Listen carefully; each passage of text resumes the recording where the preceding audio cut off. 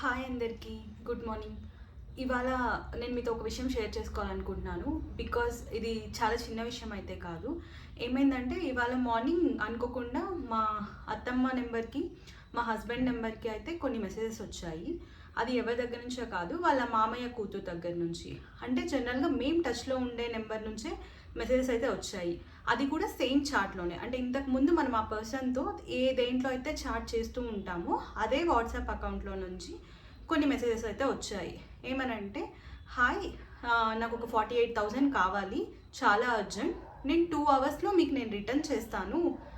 నాకు నా యూపీఐ సరిగ్గా వర్క్ అవ్వట్లేదు, మీరు నాకు సెండ్ చేయండి అని చెప్పి ఆ అమ్మాయి దగ్గర నుంచి అయితే మాకు కొన్ని మెసేజెస్ వచ్చాయి. సరే, మా హస్బెండ్ నిద్రపోతున్నారు. తను లేచి చూసే లోపల మా అత్తమ్మ, సరే వాళ్ళ మేనకోడలే కదా అని ఎవరైనా ఉంటే పంపిస్తాం కదండి, అలానే ఈమె మాకు చెప్పకుండా సెండ్ చేసేసారు మనీ. అండ్ ఆబ్వియస్లీ ఎవరికి డౌట్ రాదు, ఎందుకంటే సేమ్ మనం రెగ్యులర్గా యూజ్ చేసే వాట్సాప్ అకౌంట్లో నుంచే మెసేజెస్ వచ్చాయి. సో తనే కదా అడిగింది అని చెప్పి మా అత్తమ్మ అయితే పంపించారు. పంపించాక ఏం చేశారంటే అక్కకి కాల్ చేశారు, దేనికైనా మంచిది ఇలా పంపించాను సింధు అని చెప్దామని చెప్పి. కాల్ చేసిన తర్వాత తెలిసిన విషయం ఏంటి అంటే, అక్క అసలు నేను అడగలేదు కదా, నా మెసేజ్ నా ఫోన్లో నుంచి నేనైతే మీకు మెసేజ్ చేయలేదు అని చెప్పి చెప్పారు. లైక్ ఒక్కసారిగా షాక్. అసలు ఏంటిది, సేమ్ నెంబర్ నుంచి వచ్చింది. సరే అని మా అత్తమ్మ ఇంకా స్క్రీన్ షాట్స్ తీసి అక్కకు పంపించారు. పంపిస్తే నేను అసలు పెట్టలేదు అత్తమ్మ మీకు ఈ నెంబర్స్ అని చెప్పి తను చెప్పారు. ఇంతకీ ఎవరు మెసేజ్ చేశారు? సరే అని మా హస్బెండ్ అయితే నిద్ర లేపారు. లేపి ఇలా చెప్తే ఆల్రెడీ మా హస్బెండ్ నెంబర్లో కూడా సేమ్ అవే మెసేజెస్ అయితే వచ్చున్నాయి. బట్ తిని లేట్గా లేవడం వల్ల తనైతే చూసుకోలేదు. ఆ తర్వాత మాకు తెలిసిన విషయం ఏంటంటే, ఇవాళ మార్నింగ్ నుంచి జరుగుతుంది. ఓన్లీ మా అత్తమ్మ ఒక్కరే సెండ్ చేసింది అలాగా. మా రిలేటివ్స్లో చాలామంది అలా 48,000 అనే అమౌంట్ని అక్క నెంబర్ అనుకొని సెండ్ చేసేసారు. కానీ చూస్తుంటే అక్క నెంబర్ కాదు.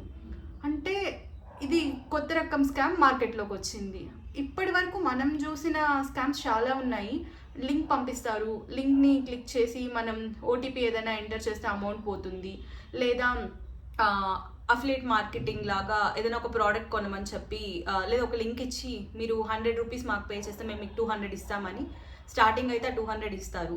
అగైన్ అలానే ఒక లూప్లో నెక్స్ట్ వచ్చి మీరు 500 పే చేస్తే మీకు 1000 రూపీస్ అని చెప్పి నెక్స్ట్ మంత్ అయితే 500 రూపీస్, ఇలా మీరు 7 ఐటమ్స్ కొంటే మీకు మనీ వస్తుంది అని చెప్తారు. మనమేమో నమ్మేసి like once you started paying it, దాన్ని అలానే ఇంకా 1 lakh 2 lakhs 3 lakhs వెళ్తుంది. ఎప్పుడైతే మీకు రియలైజ్ అవ్వడానికి కూడా టైం ఇవ్వరు, ఎందుకంటే మీ మైండ్ని ఫుల్ ఫోకస్గా ఉంచుతారు. ఎక్కడ పోతే ఈ మనీ మనకు రాదేమన్న భయంతో మనం నెక్స్ట్ అమౌంట్ పే చేస్తూ ఉంటాం. ఇలా నా ఫ్రెండ్స్ అయితే చాలామంది ఈ స్కామ్లో ఇరుక్కున్నారు, మనీ అయితే పోయింది.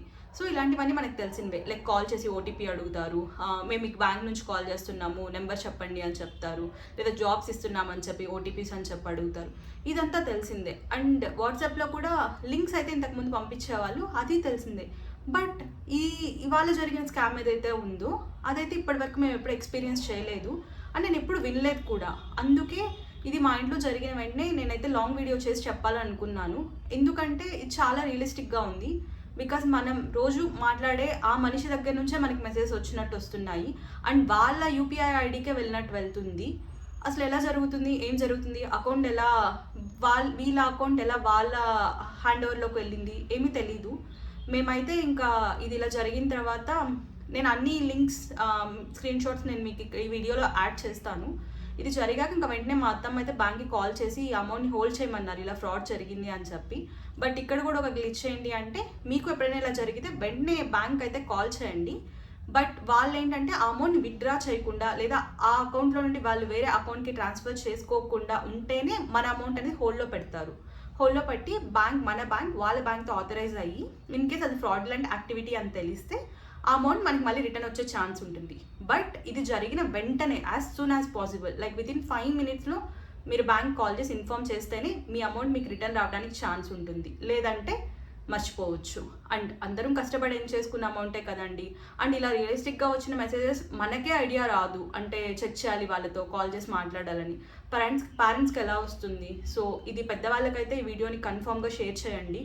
అండ్ ఐ హోప్ లైక్ అందరికీ అవేర్నెస్ కలిగిస్తుంది అని చెప్పి. అండ్ ఎవరైనా ఈవెన్ మీ ఫ్రెండ్స్ అడిగినా, మీ ఫ్యామిలీ మెంబర్స్ అడిగినా, మీ పిల్లలు అడిగినా కూడా వాళ్ళకి కాల్ చేయండి. కాల్ చేసి నిజంగా వాళ్ళు నీడ్లో ఉన్నారా, వాళ్ళే ఆ మెసేజ్ చేశారా, చేస్తే ఏ అకౌంట్కి మనీ వేయమంటున్నారు అండ్ ఎందుకు అనేది ఫస్ట్ తెలుసుకొని చేయండి. ఎందుకంటే చూడ్డానికైతే చాలా రియలిస్టిక్గా ఉంది.